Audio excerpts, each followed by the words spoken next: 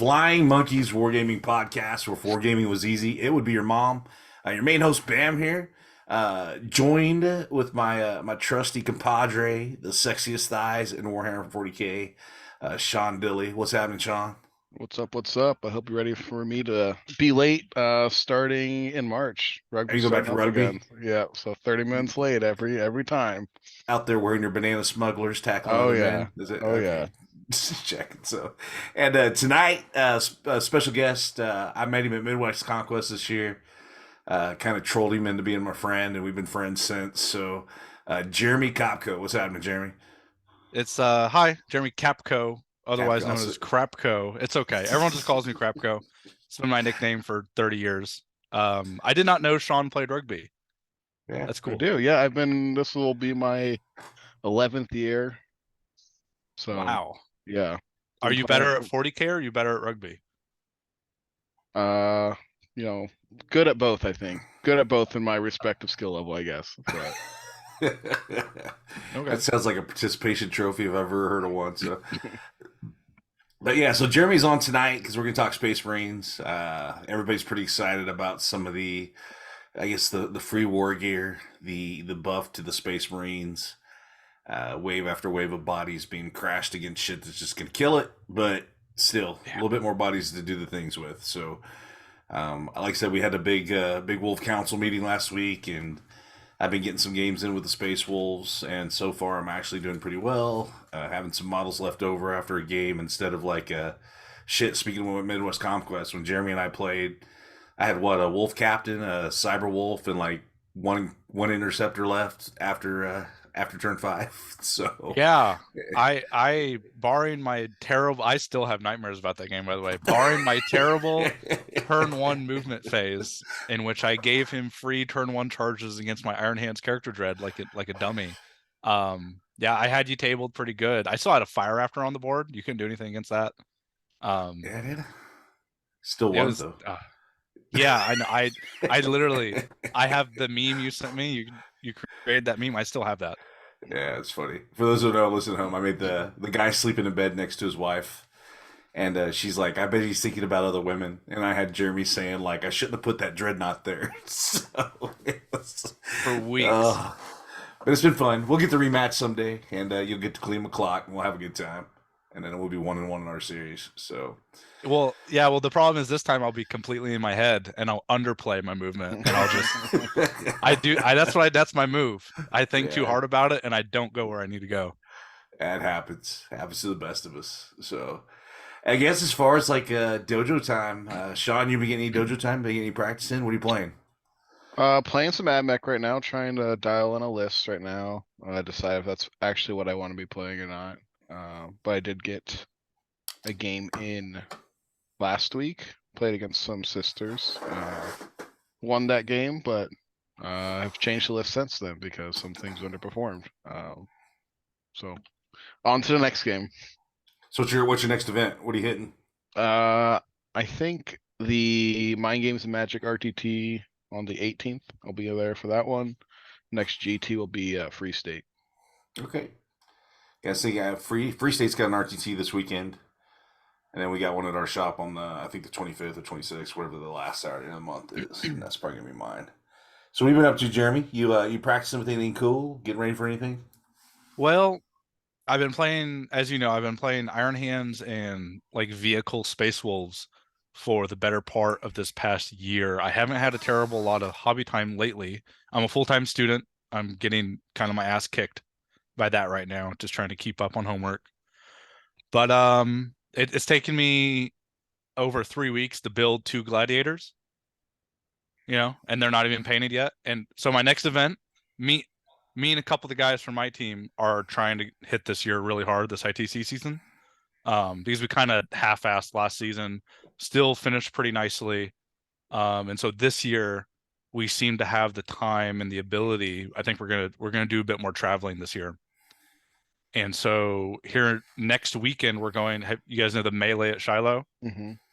Yeah, it's a 72 player GT down in Arkansas that we're gonna take 2 cars of people down to. There you And go. so Yeah, I'm trying to get this Iron Hands list that I've been practicing because I know I'm not going to have the time to list brew too much and change too many models because I just simply don't have the time to like build and paint models right now. So that's where I'm at. It's pretty standard Iron Hands things. I think the list is actually kind of lame. It's triple Gladiator Reaper, triple Redemptor, Iron Hands Character Dread, Devastator Drop Pod, like standard Iron Hand stuff. There's like no tricks. There's no like cool tech in it. I've kind of experimented once or twice with Red Scorpions, trying to bring that the Red Scorpion named Librarian to buff up the character dread, but I don't know. I'm gonna take this. I'm gonna take standard Iron Hands to melee at Shiloh next weekend. We'll That's see not how it 2,000 does. points, right? They're still like chaffing there, right? No, That's the list. Is 3 gladiators, 3 redemptors, a couple characters. it's LT Tech Marine Psyker, 2 infiltrators, 3 redemptors, Okay. the character dread, 3 gladiator reapers, 2 dev squads in the drop pod, and that's it. Gotcha. Yeah. Okay. So It sounds a lot less than what I've been thinking Marines are going to be bringing, but I think that's just the Iron Hands for you. yeah, well, again, it's also those are the models I have ready to go. Fair. So that's yeah. Sometimes people ask me stuff like that. Why are you taking that unit? I'm like, because this is what I have. What I built. have. Like it's, Yeah. I have no really good reason other than that. Like it's, I needed 2,000 points, and these guys are built and painted. So we're gonna make it work. Yeah, let me tell you, if I had unlimited funds and people behind me to paint my models for me, I would be running, I think probably, or I would at least be getting practice in to learn how to play like an oops all land speeders Iron Hands list. But that's like $700 or more models that are probably going to be legends in 6 months. Yeah. So yeah, I'm not trying to build that right now. I would really. That's a good thing about Space Wolves is I do own the majority of the models that I need to play to be good in Space Wolves. And the only thing that's really this new build, I'm so sick of like plucking arms off of dudes, and like so I'm just gonna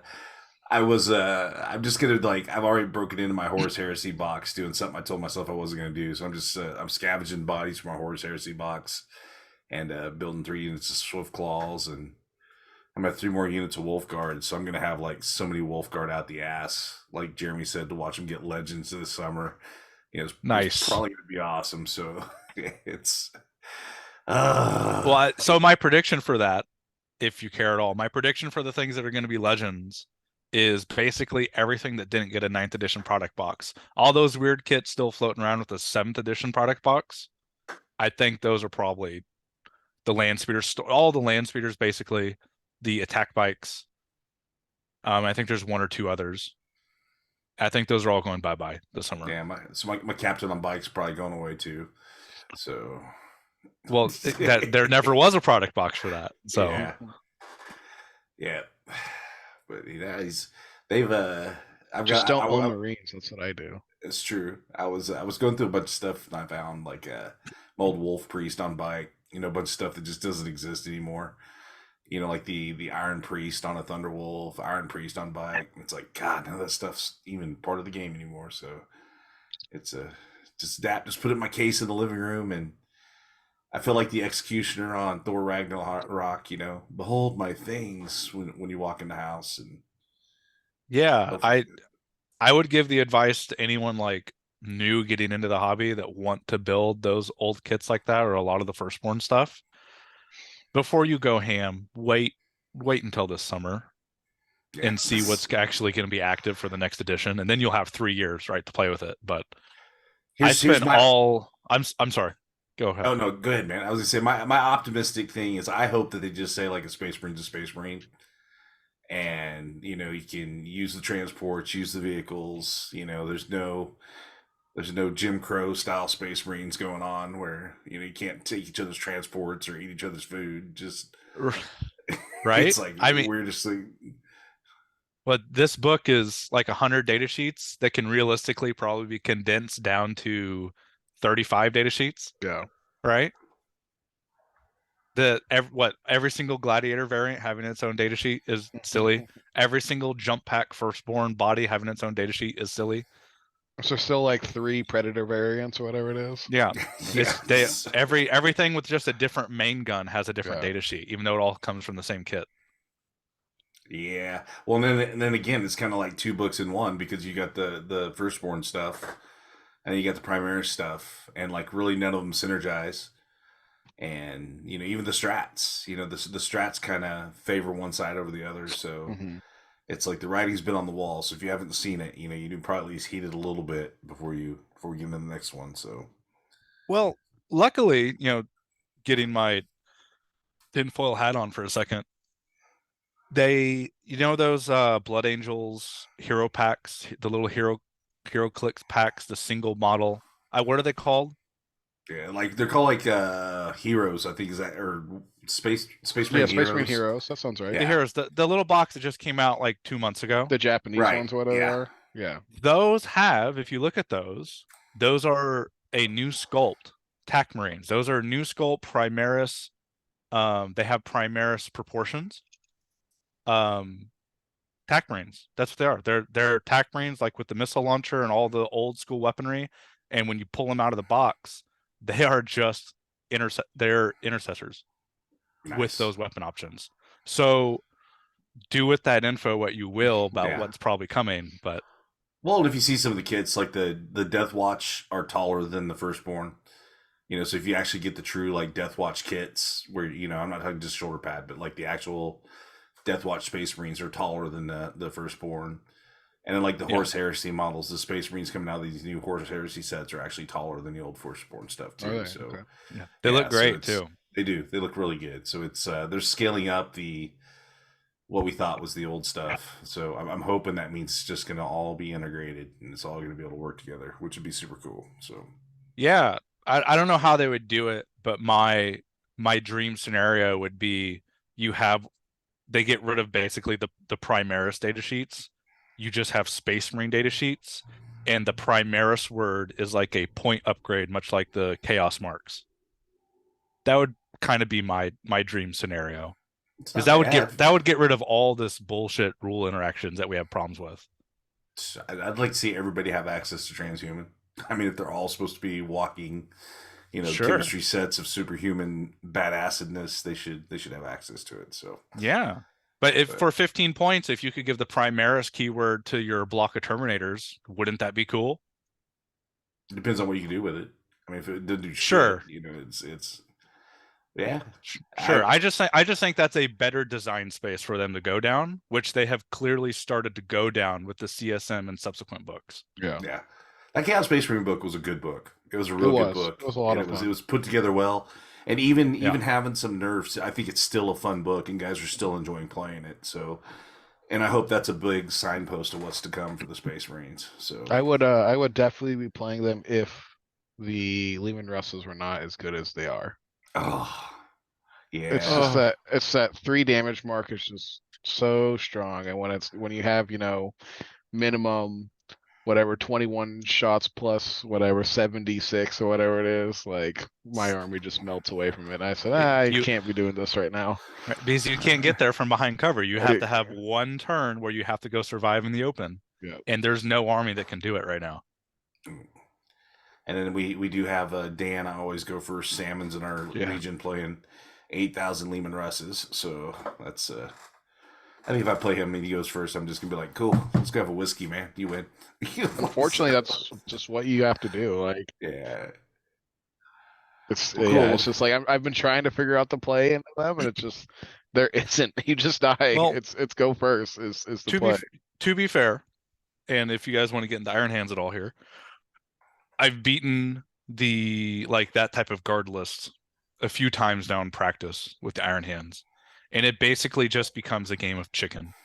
It's because everything the Iron Hands have right now with the all game Devastator, all the AP5 from the multi-meltas and Redemptor Plasma just goes straight through the Lehman Russes.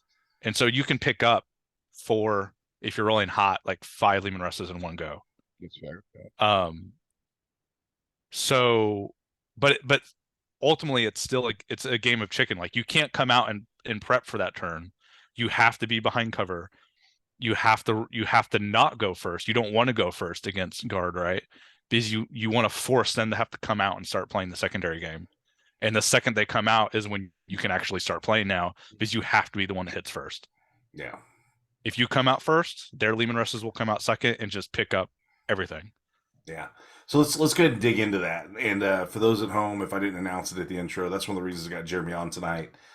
He is a pretty one of the better Space Marine players in our region, and I respect him as a player, and I also think he knows the Iron Hands a lot better than I do.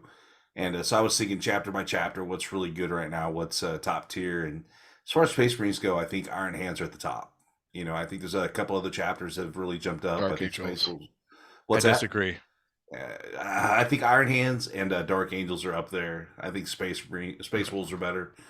I think Blood Angels took a little kick in the nuts, and I'm not sure about Imperial Fist, but we'll see. All right, okay, so Here, this is the Kansas Ward Watts right here. Yes. All right. So before we start deep diving into Space Marines, it has like the first principle of this talk is terrain still dictates everything, right? Yeah. It's true. So a Marine list that is good on GW terrain is a Marine list that is not good or better in certain other terrain lists, like a player placed or a preset terrain, like how you do it Flying Monkey, right?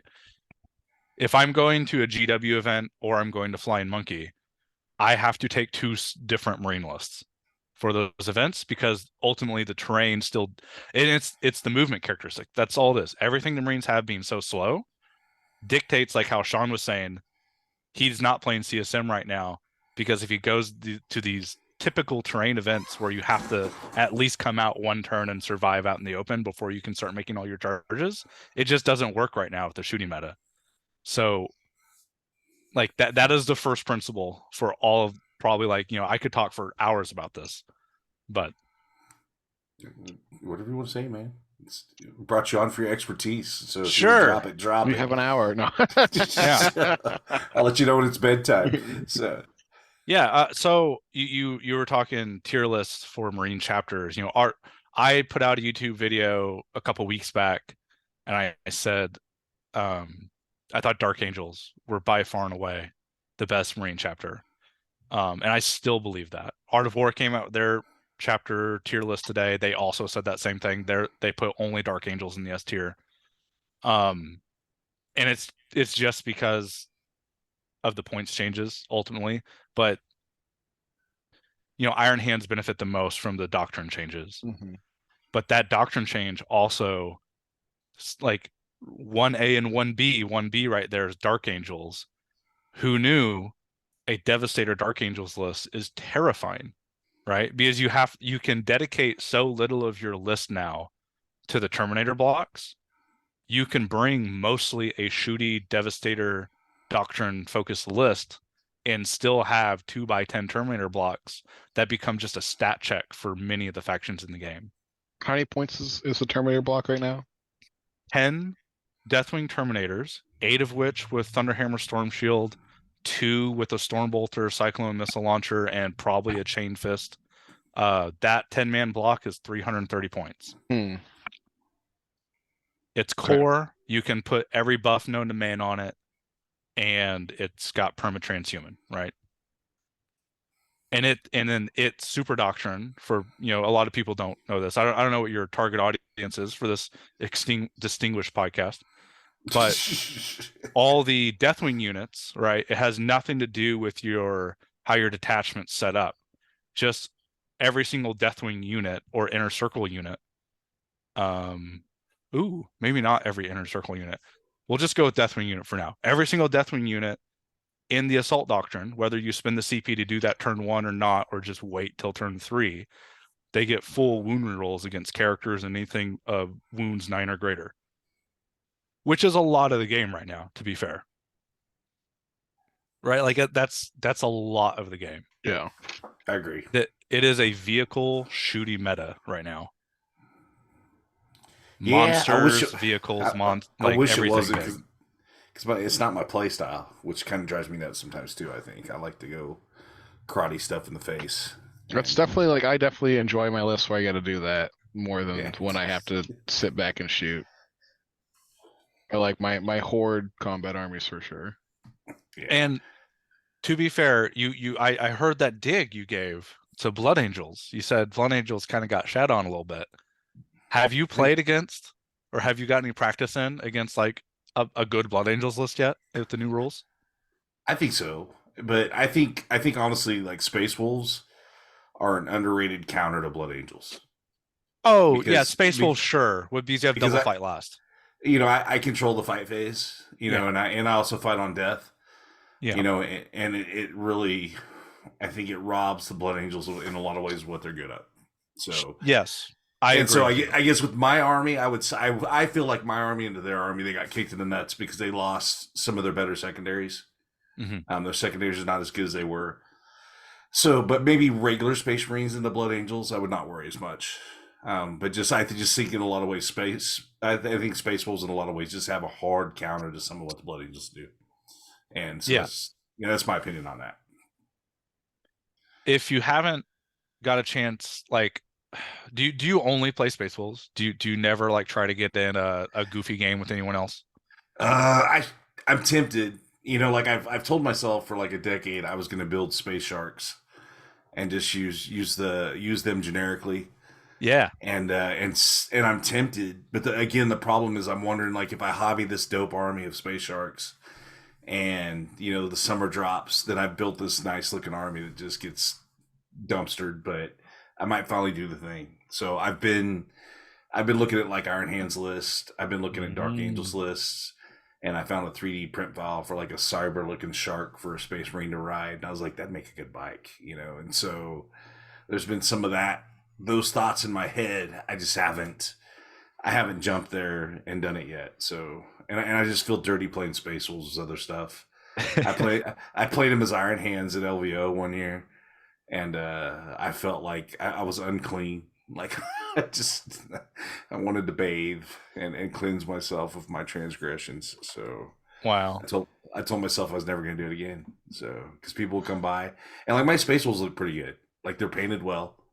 Yeah.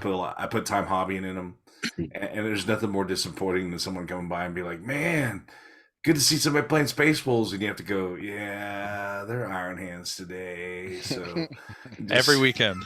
Every weekend right here. So I'm just like, no, not doing that. Like if I'm gonna do it, I'm gonna build something generic. And I think I do it with Space Sharks, and I can just play them as whatever the hell I want to. And on my luck, I do it and build it, and then GW decide they need their book, so that'd be what it is. But Well, I want to hear Sean's take on this after I say it, because with his AdMech. Sean, have you gotten any practice against Blood Angels? Not with my current AdMech, but I've played into them. They are. I think they're the off meta pick right now. They're not going to win the mid tables, but if one gets into the top tables, they'll like kill all the meta armies. If that makes sense. You talking AdMech? You talking Blood Angels? Blood Angels. Oh, Angels. Yeah. Because all the free, like, they didn't get the points changes that a lot of the Space Marine stuff did, right? But they all free Inferno and Melta pistols is nuts, and it's a shitload of them. It is. So you can a Van Vet, for instance, if you want to take Van Vets in Blood Angels, they can hold 2 Inferno pistols apiece, and they're free. It's like, but then they're pillow fisted. So sure, but sure. 2 Inferno pistols apiece. but it's a 110 point or 100. I'm probably doing the math wrong in my head. It's relatively low cost, fast unit that can go put 10 half range melta shots on something with rerolls. Like it's actually a shitload of damage. They're only range 6 though, aren't they? Right? I mean, we're looking at ultimately at 18-inch strike range. 20 because they'll be close enough to the Sanguinary Ancient to get +2 move. So they'll be moving 14 with fly. Okay. right? And then melt Inferno pistols. No, they're pistols. I almost just Yeah. said something incredibly stupid. But yeah, But they're- 20 inch yeah. third range. If you listen to this podcast before, Jeremy, nobody will No. notice.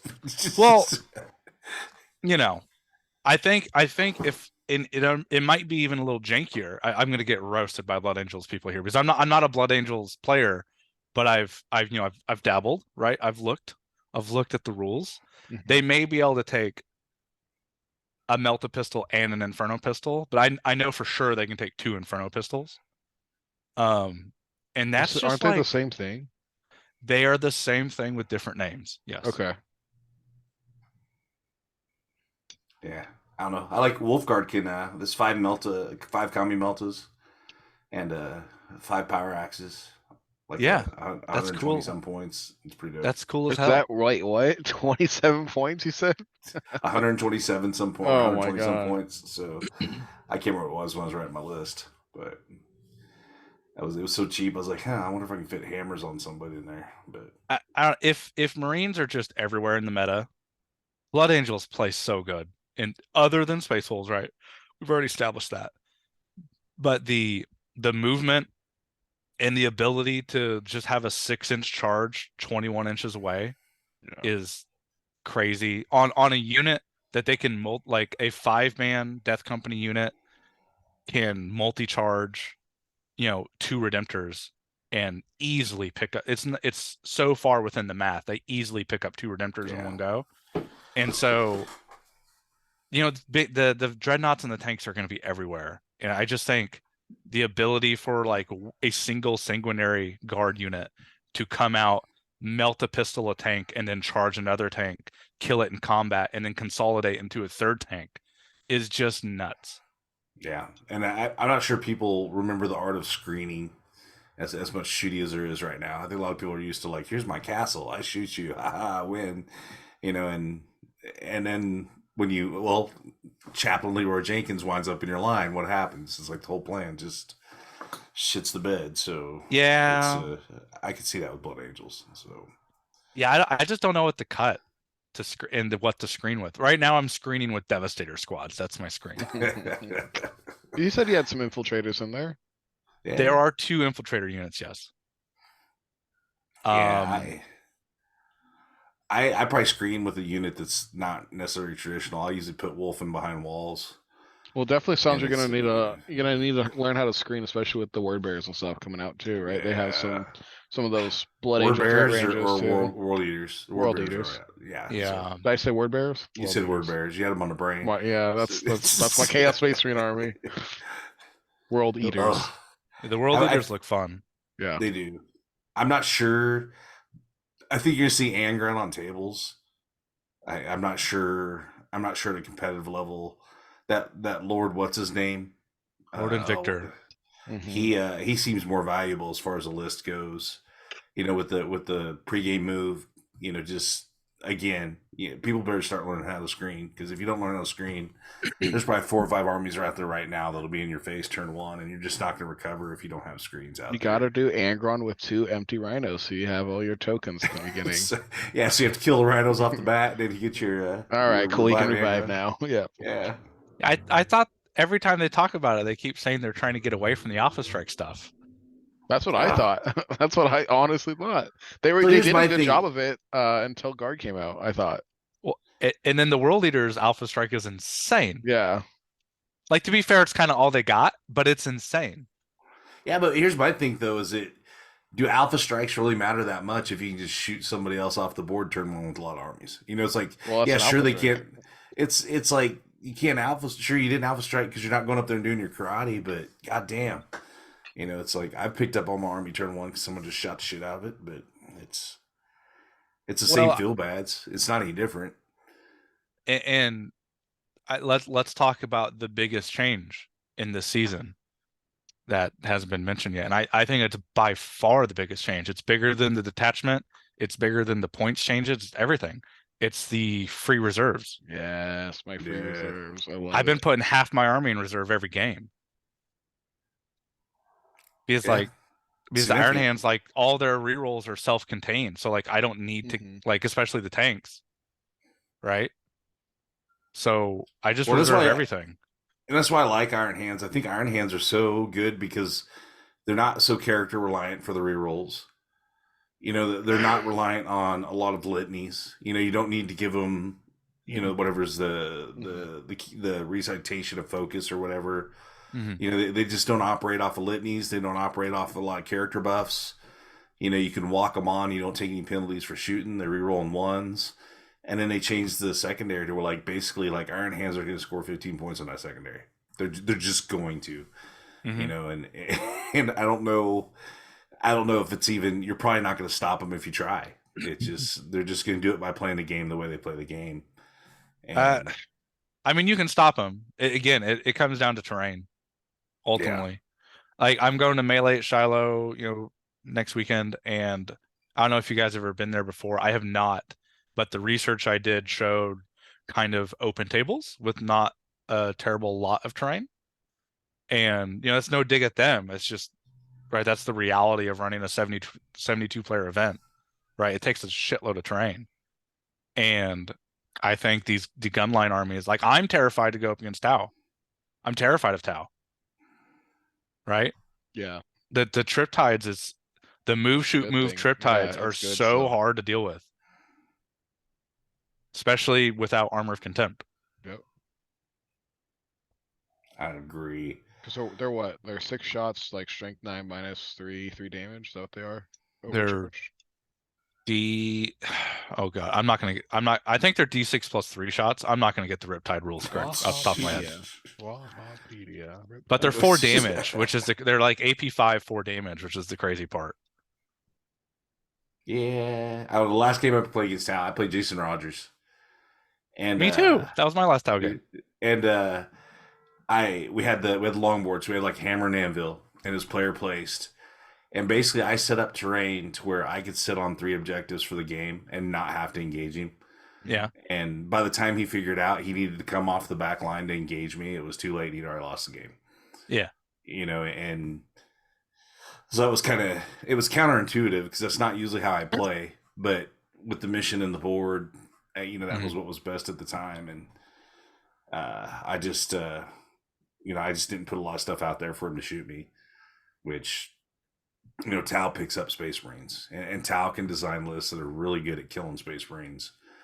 And if you don't use your terrain, you don't use your cover, you're going to lose that game. So if that's how Shiloh's train is, it might be a rough weekend because I know there's a few Tau players down there. So yeah, there's like 8 Iron Hands players signed up. There's a few guard players and a few Tau players, and it's going to be a bloodbath.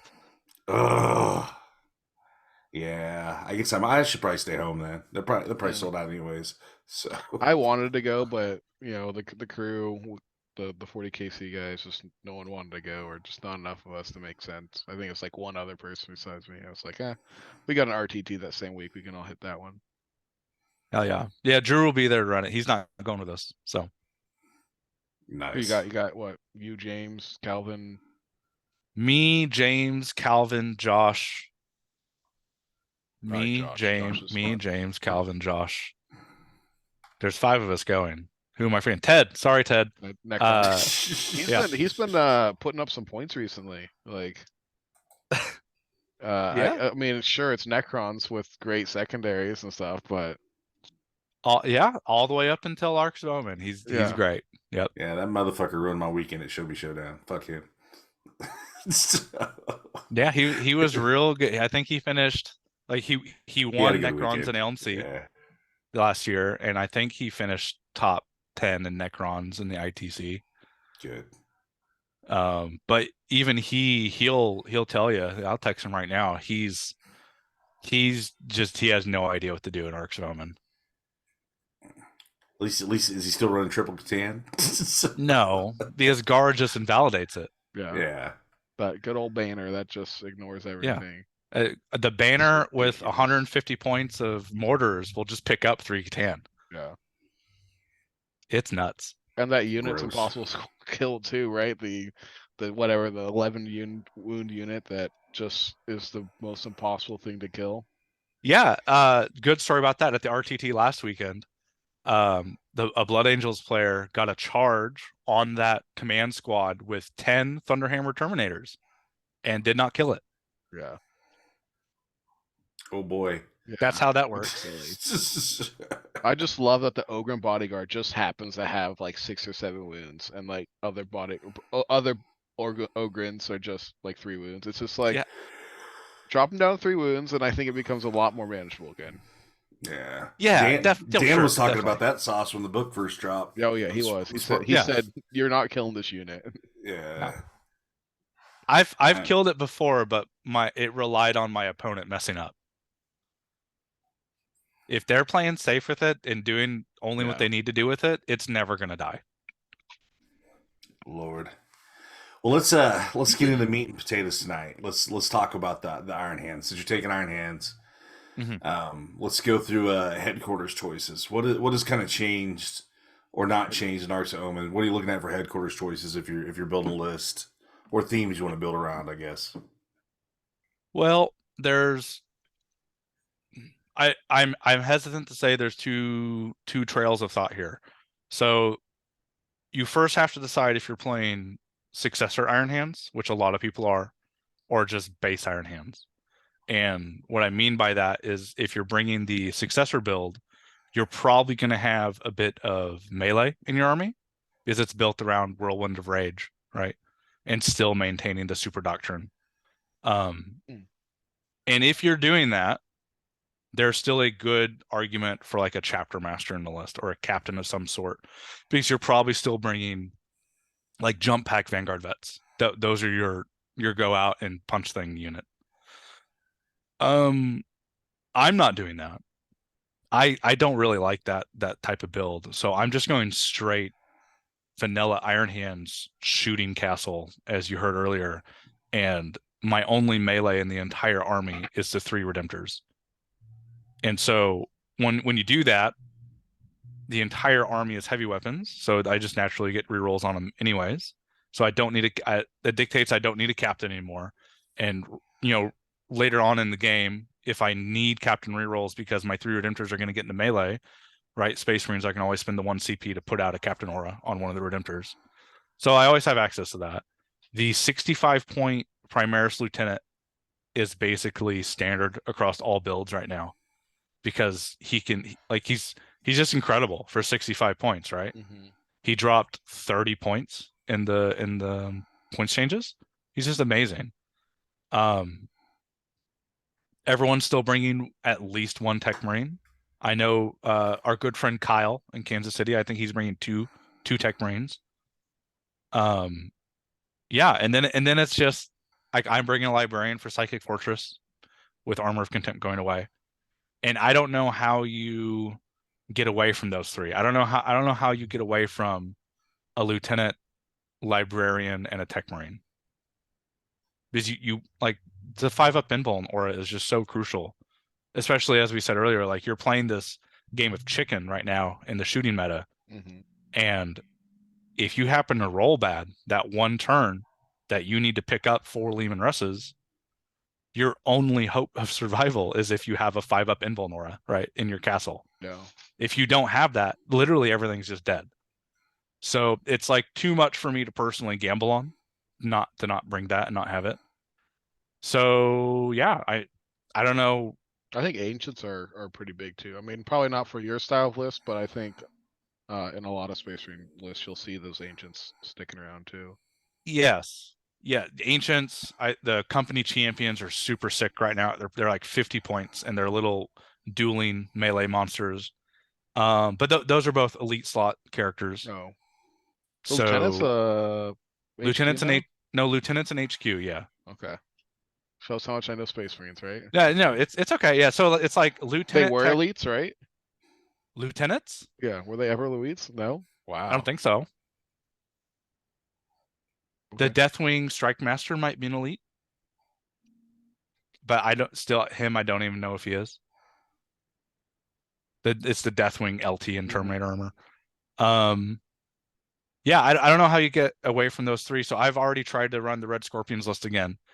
The problem is the Forge World Servant Loth, the name Psyker, he's 135 points. He's so expensive.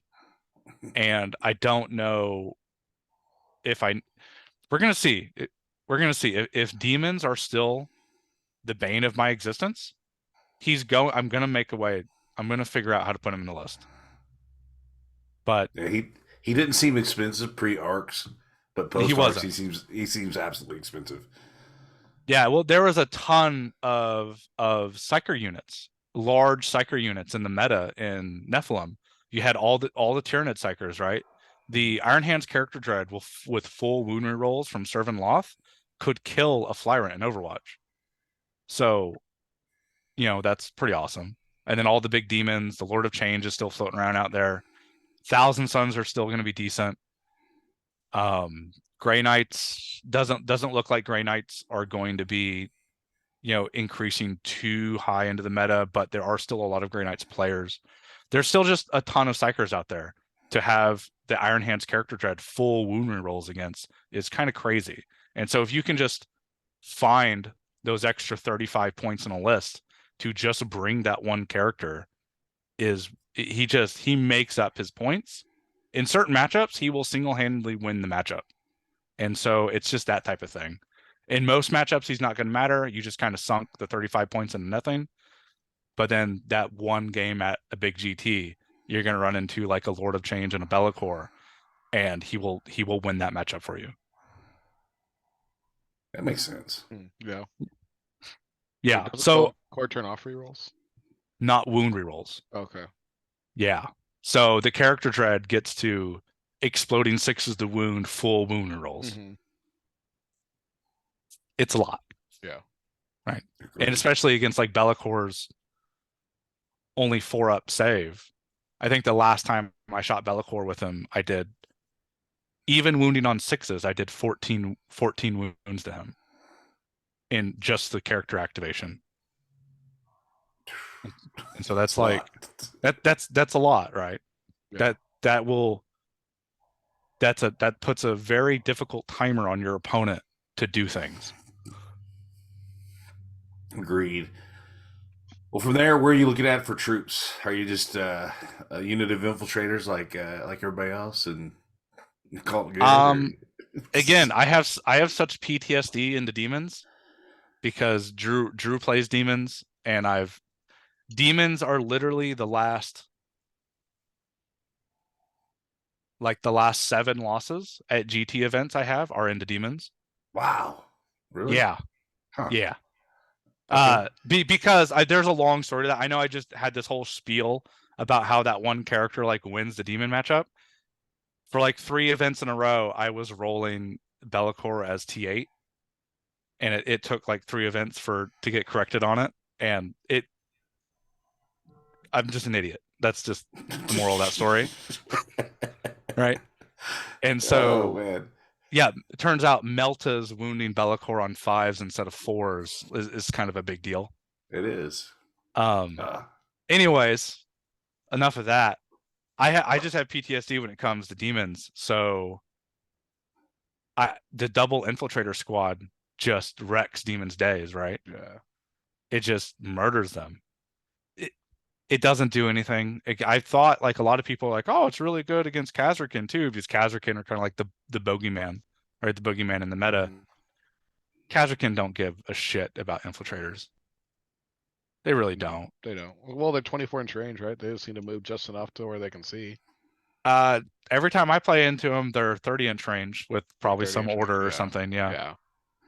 So like what my opponents they're figuring out now, right? And of course, like all the really top tier good people already knew this, but for all you middle table people, playing guard, you just teleport the Khazrakin onto a wood somewhere because you have the right. You don't teleport them 9 or 12 inches in front of your opponent. Yeah. You teleport them as far away as you possibly can and still have shots on literally anything.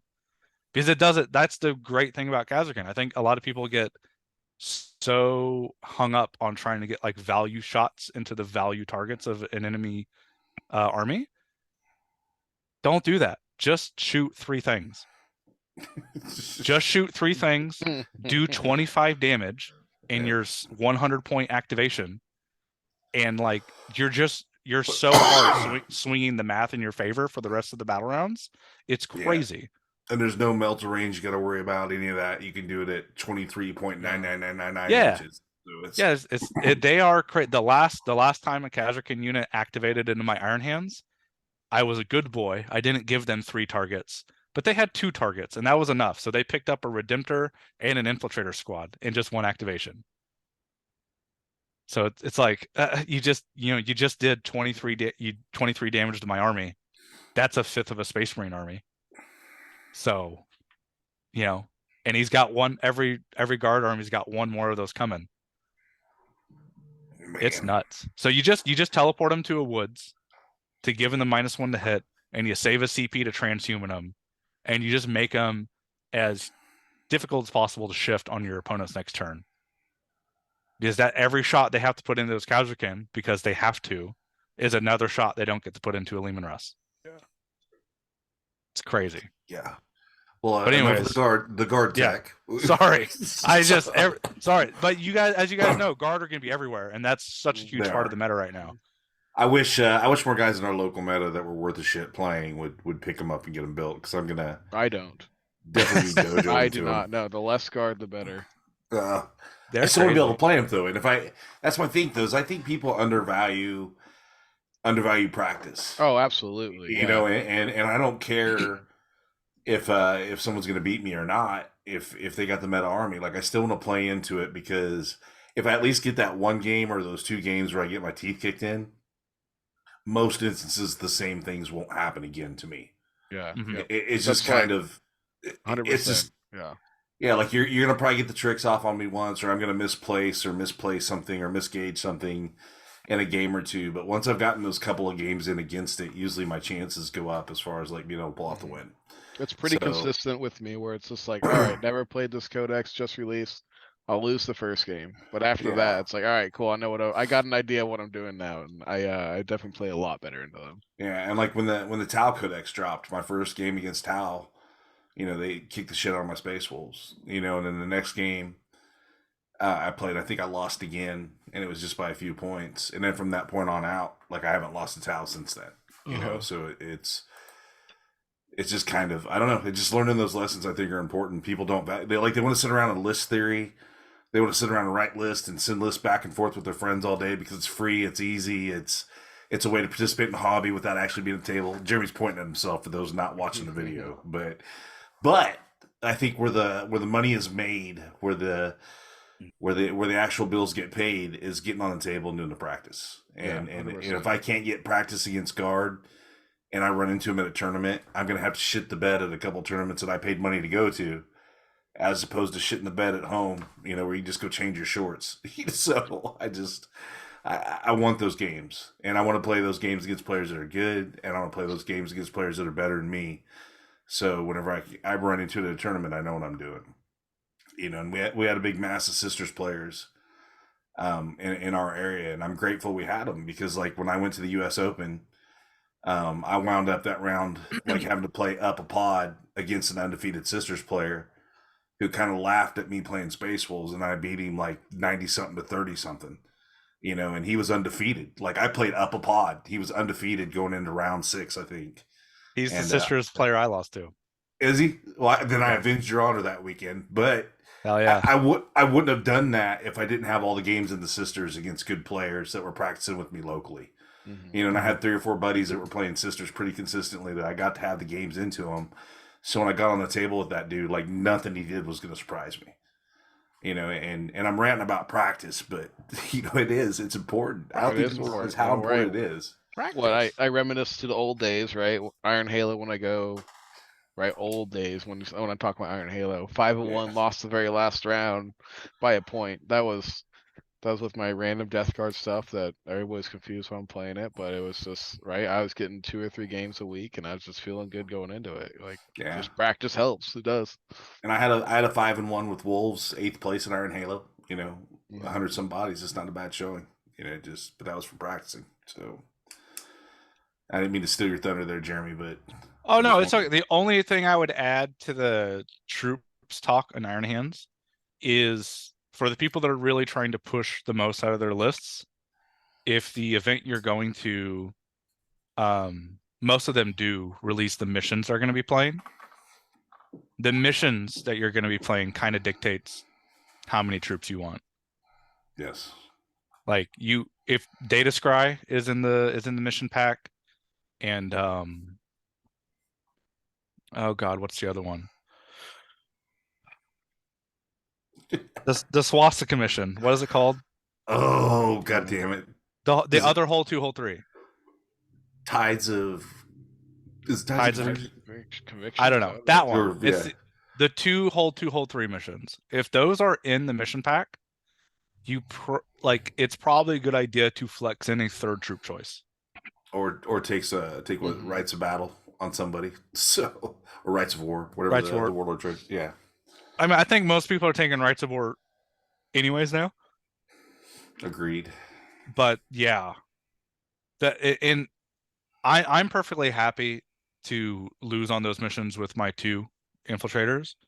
But if I'm really trying to go hard, I think the mission pack dictates how many troops you need to bring.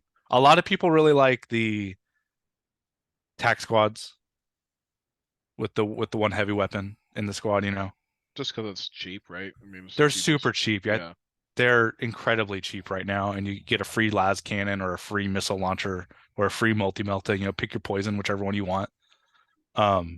They're super Iron cheap. Hands, ignoring heavy, right?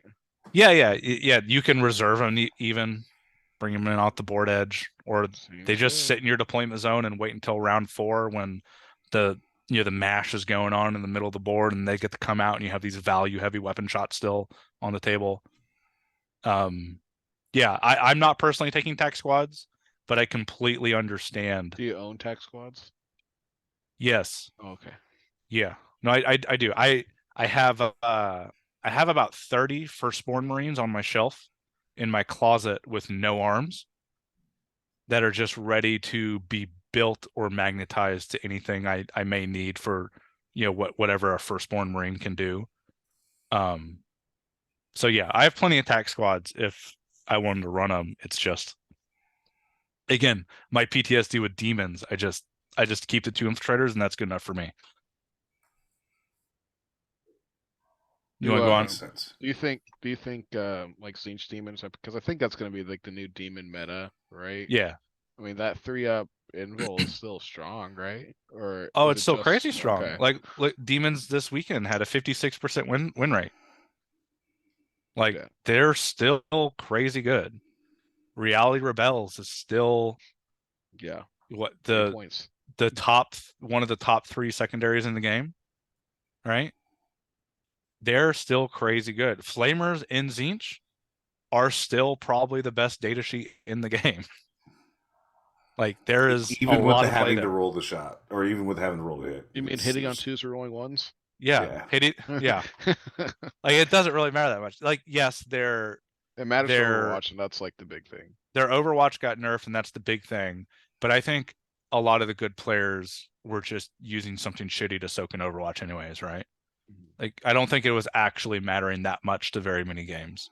Yeah. I was intentionally going on the other side of walls so I can Kool-Aid man through them sometimes.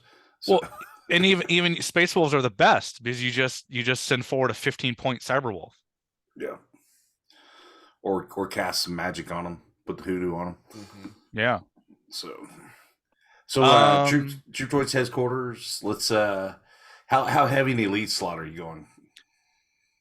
Well, so this is the other path of divergence.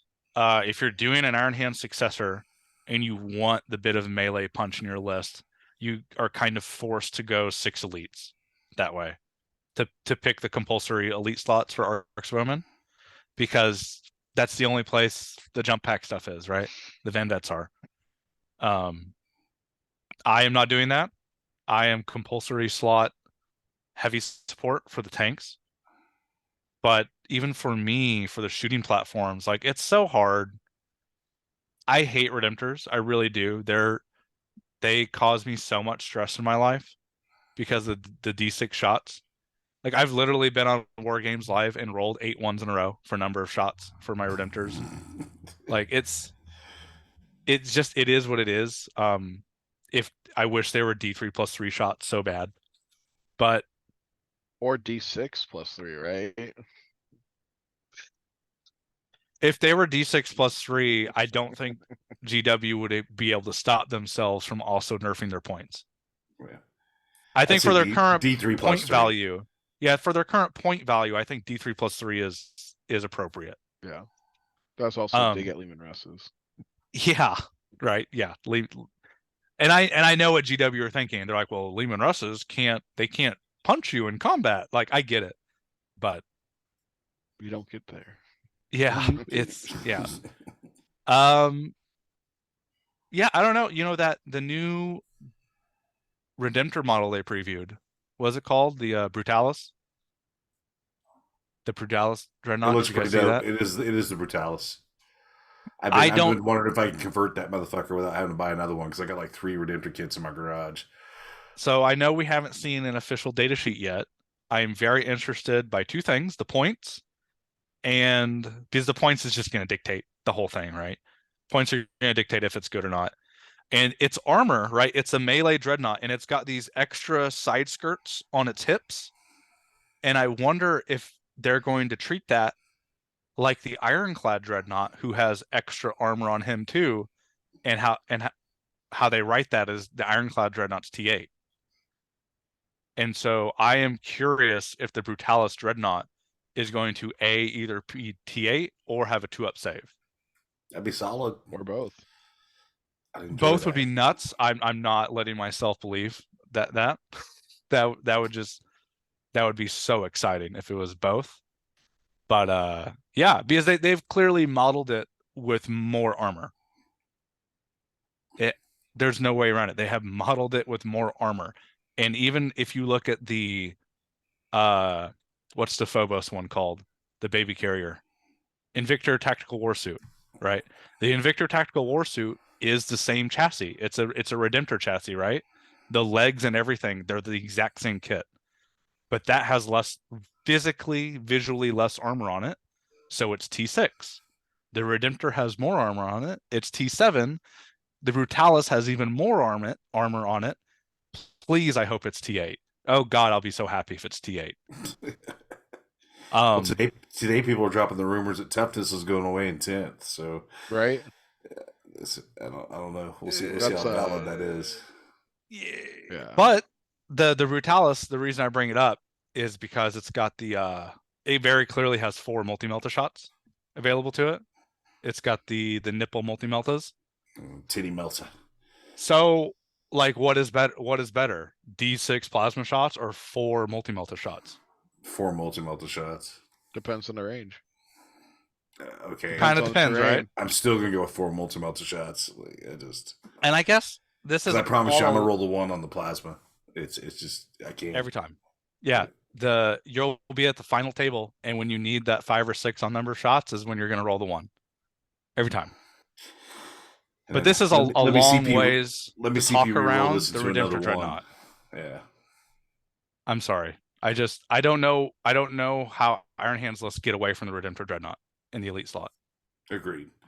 I think if there are any 2 chapters out there that can make good use of a Redemptor Dreadnought, it's Black Templars and Iron Hands. And everybody else kind of I'm not necessarily sure they have much play in other chapters, but Imperial Jeremy Fist disagrees. What's that? Imperial Fist. Why Fist? Because of their ability to stack the captain and lieutenant aura on 1 cheap character. And then you can turn them into a devastator, like fully acknowledging their super doctrine sucks. But it is a vehicle meta, and their super doctrine gives +1 damage into vehicles. So, and the Redemptor Dreadnought does that, right? So the plasma from the Redemptor becomes damage 4 into vehicles in Imperial Fists. And so that's like a thing that's real, that is both true and real.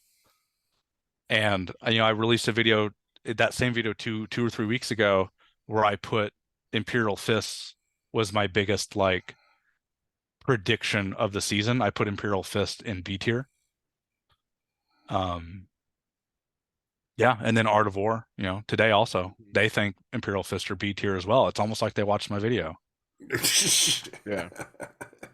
I do enjoy your videos, that's for sure. It's- I watch every single one of them.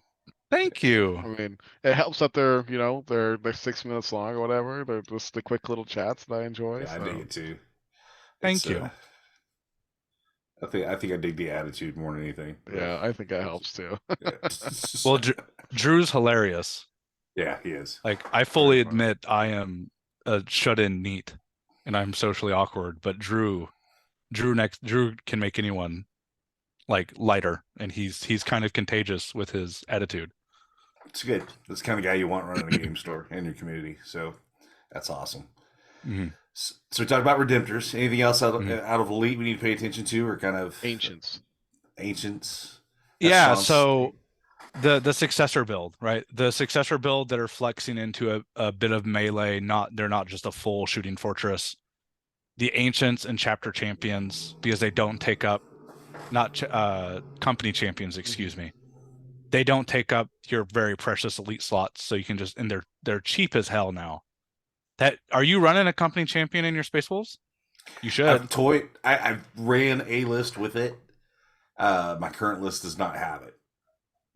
His chapter command upgrade ability is awesome too. Yeah. Now my current list is three units of speed or of sky claws with I think 3 melta guns, a hammer, and a fist. Very nice. And then 3 units of Wolfen, 4 of them Storm Shield Thunder Hammers, and then 3 units of Wolf Guard, with all of them having the Combi Melta and the Power Axes. So it's a lot of jump pack bodies. It should be said, I've basically have only talked about Redemptors and Van Vets at this point. It should be noted that like Space Marine lists, the elite slots are a bit neutered moving in the Omen, right? Arcs of Omen. Were you using 8 elite slots in your previous lists? Excuse me. Not really. I think I had 3 units of Wolf Guard, and then 1 or 2 things. And I was taking a Vanguard detachment for the most part, though. I don't know if I had 8, but I had enough. I had to take a Vanguard. Yeah, I've found every time I start to write a list, especially because of the points changes and a lot of things being so cheap now, I'm running out of slots in every single list I write. Yeah. The whole narrative of Arcs of Omen was this Arcs of Omen detachment it's so freeing. It's so many more options. And I have personally experienced less options across the board because I can't ally an Iron Hands patrol detachment with my Iron Hands, but I can ally in Votan. Like, what are we talking about? And my thing too is like at the points of current Votan, what the fuck are you gonna fit in a Votan patrol detachment? It's gonna be worth shit anyways. So you're just not. Well, Mikey Hellstorm Wargaming did the meme list where he had a 500 point Arcs of Omen detachment of Iron Hands with the Iron Hands character dread, right? Because that's the whole reason you bring Iron Hands is the Iron Hands character dread. And then he allied in a Votan patrol that was 1,500 points of Votan.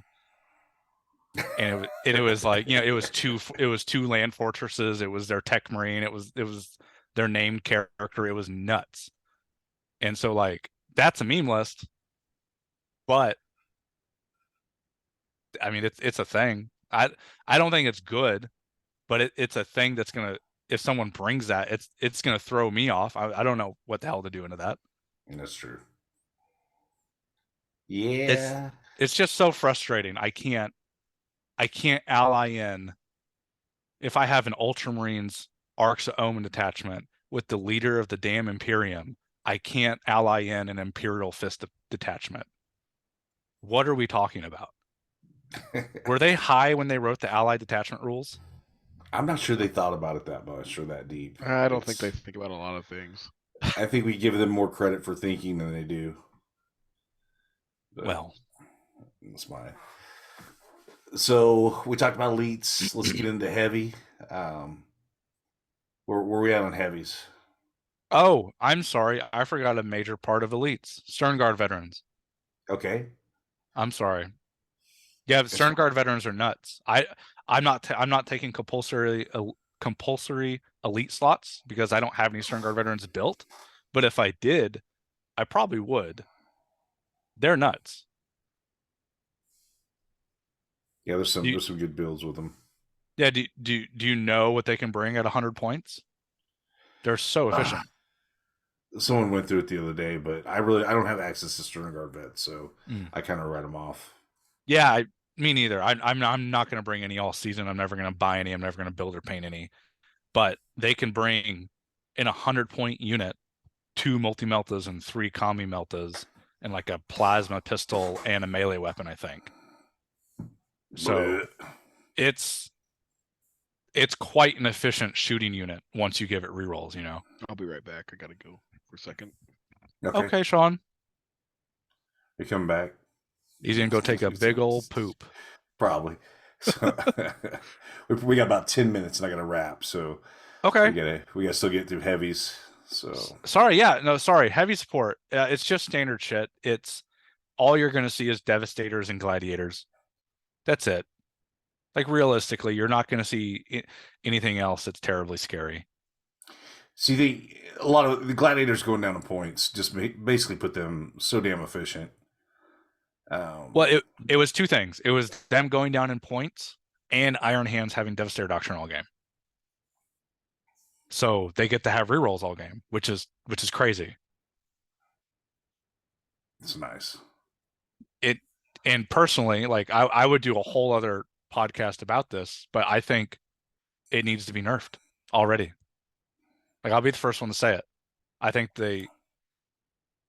what combat doctrines probably should be is at the start of the battle round, and this is for all chapters. At the start of the battle round, pick whichever combat doctrine you want, and then each doctrine can't be picked more than 3 times. Yeah. That simultaneously nerfs Iron Hands and helps the assault doctrine chapters because they can just pick whatever turn they want it. Yeah, I agree. And that's one thing I've noticed too is playing. I've screwed around with lists like building long fangs, and because long fangs are really good right now. I think there's some really good builds in long fangs. And I was thinking like, man, I could maybe ride this Devastator Doctrine and just use a strat to put a unit in Assault Doctrine, use a Psychic Power to put a unit in Assault Doctrine I needed. And Wolfen don't need it, so it doesn't matter. But it just doesn't seem to work for other armies like it does, for Iron Hands. It seems like that strat, or the way they reworded that, or the way they reworded the doctrines, it's almost like the only armies that really benefit from it are, Dark Angels and Iron Hands to the most they can benefit from it, I guess. So yeah, and to be fair, like I am, we're doing a whole thing here on Iron Hands. They obviously benefit hugely from Devastator Doctrine.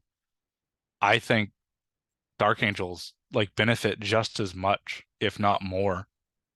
Right? The Raven Wing stuff, being able to be in Devastator Doctrine all game, and which means they get to advance and shoot their heavy weapons all game and maintain a 4-up invuln, is it's so much value. And you can still bring same thing what you just said, like you can stay in Devastator with your Space Wolves, and you can just CP the whatever unit you need into Assault Doctrine. Like Dark Angels are going to be doing that exact same thing. They're going to be bringing shooty lists with 1 or 2 big bricks of Terminators because they're so cheap, and just whenever they need it, they'll spend the CP to put a Terminator in Assault Doctrine. Yep. I don't know. We'll see. I played with it a little bit. I didn't score too bad. So it's I might continue to do it in the future, but I really think it's like if you're an Iron Hands player and you're not picking that one as your secondary, you're doing it wrong. It is. Yeah, I mean it's very clearly just like an auto 12, 14, 15 points, right? Without like you're just playing the game. You're not doing anything special. You're just playing the game. Yep. Which a lot of the better the broken secondaries have pretty much been that by design. Like Sisters, like Shrine. It's like I'm gonna stand on this objective I'd have stood on anyways, and I'm gonna score points. So it's they're get points for using Miracle Dice. Yeah, just let me. Yeah, I'm gonna use this mechanic that they wrote in my codex just to use and get points. It's silly. Yeah, but on the flip side, I had a talk with someone today about Codex Warfare. I think the proper way to nerf it, because I do think it needs to be nerfed, right? I'm not an insane Marine player that thinks, Marines sitting in the 60% win percentage is fine. They need to be nerfed a little bit. And I think the proper nerf is to just change doctrines. Because if you change Codex Warfare to score only 1 point for Devastator Doctrine kills instead of 2, it goes down to 8 or 9 points a game, maybe 10 points on a good game, and you're still like, no one's gonna take it then, right? You're just gonna go back to one of the other kill secondaries. So and with 10th edition coming so soon, I don't think they're gonna do a lot to balance the game in the next data slate. But Unfortunately. I would personally like to see like a limit, then reinstitute a limit again on Devastator Doctrine. Go back That's to just me. Deathwatch where it's like you get 2 turns of it or something like that.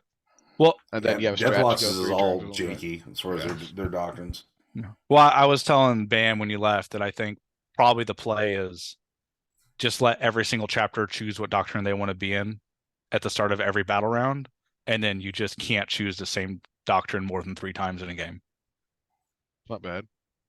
That simultaneously nerfs Iron Hands while helping the assault chapters. Yeah.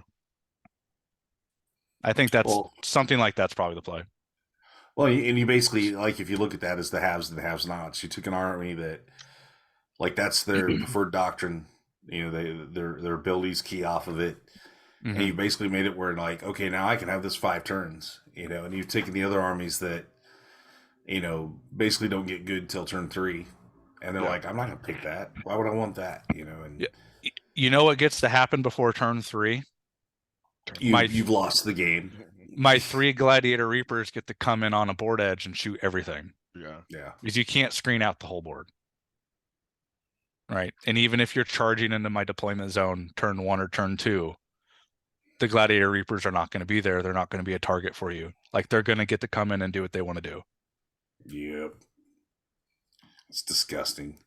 It's pretty good.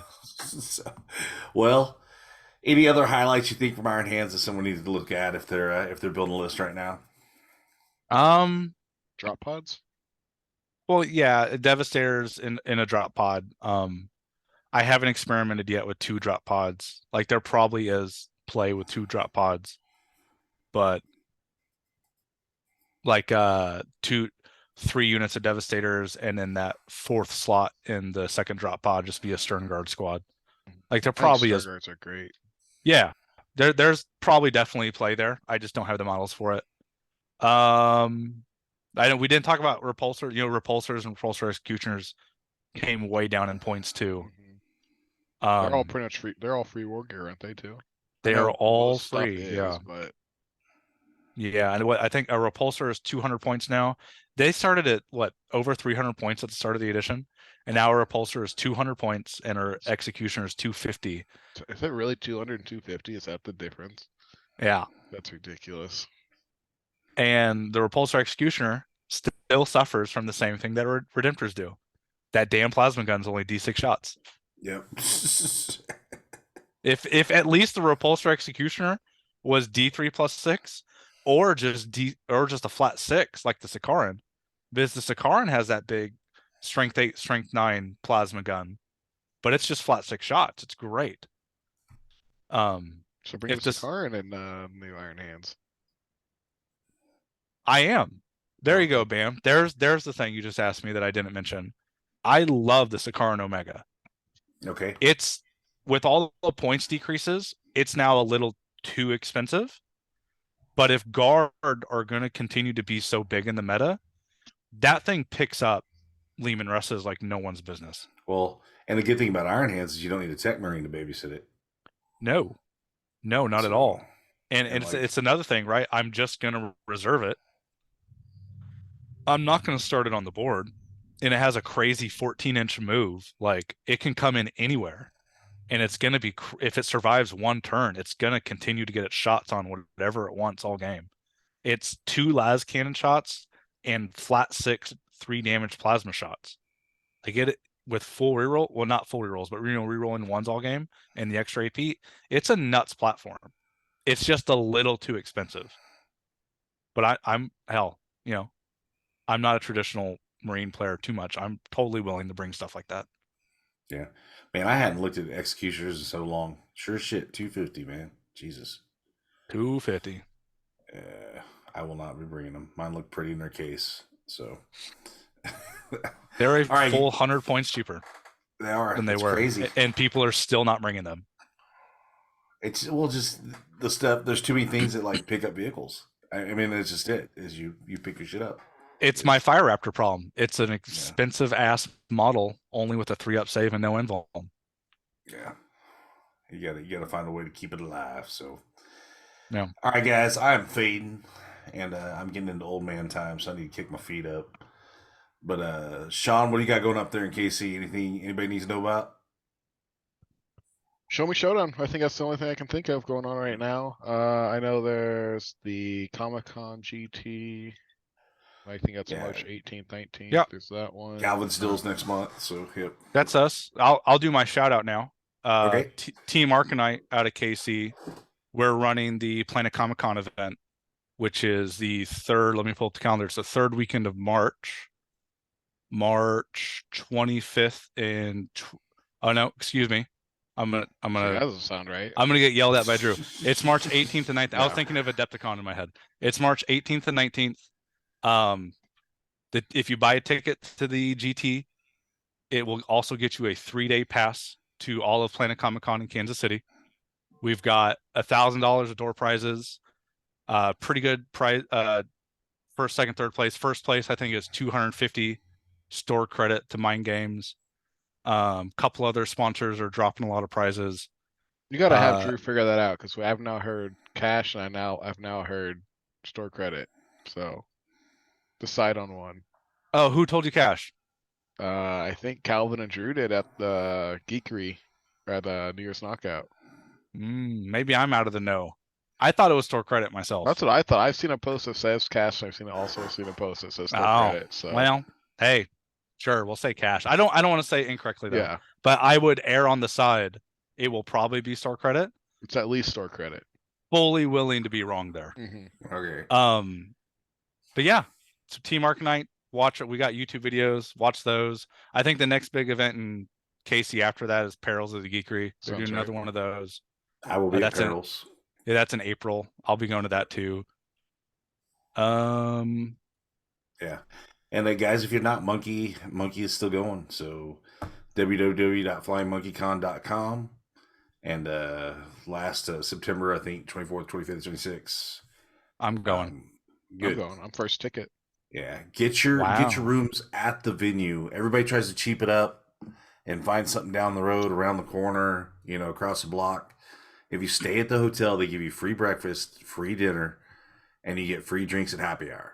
Like if you just add up booze and 2 meals a day, the money you save staying like 5 miles away probably doesn't make up for that. So, and have good breakfast every day, good dinner every day. You're just kind of on your own at lunch. But if you want to go on the cheap and stuff in your pockets, you can get through lunch till dinner and eat for free all weekend. So, it's good value. Mm-hmm. Oh, and I forgot one of the cool things we're doing at Planet Comic Con that maybe not a lot of 40K people in the US see. I know they do this more in Europe. If you're looking for something to do that weekend, our event is going to run half GW terrain, half player place terrain. And so is it round by round or is it based off table you're on? It's whatever table you're on. Okay. We'll alternate tables and probably our top table will just alternate too, I imagine.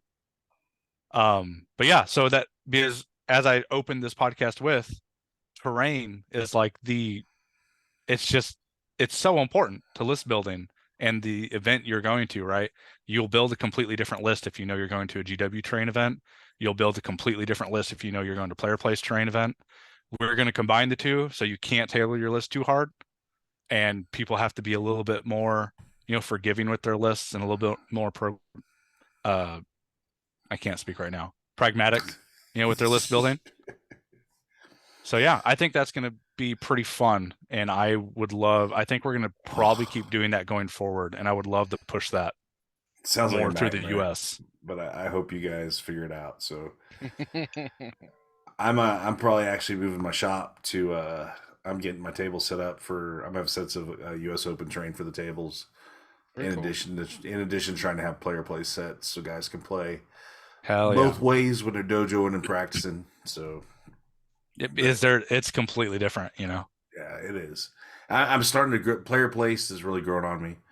I think if you have good sets of terrain that are designed for player placed, it's fucking awesome. A lot of people try to make stuff work for player place. It isn't necessarily designed for player place. It turns out to be trash. So it's interesting to see where the community is going with it, and I want to be able to kind of handle both ways in my shop. So, but guys, give me feedback. If you liked what Jeremy had to say tonight, want to see Jeremy back on sometime, I'm sure he'd come back on. He likes to talk about 40K. Probably one of the smarter 40K players I know. Don't tell him I said that out loud. But and then Sean, as always, I appreciate you coming on tonight. Of course.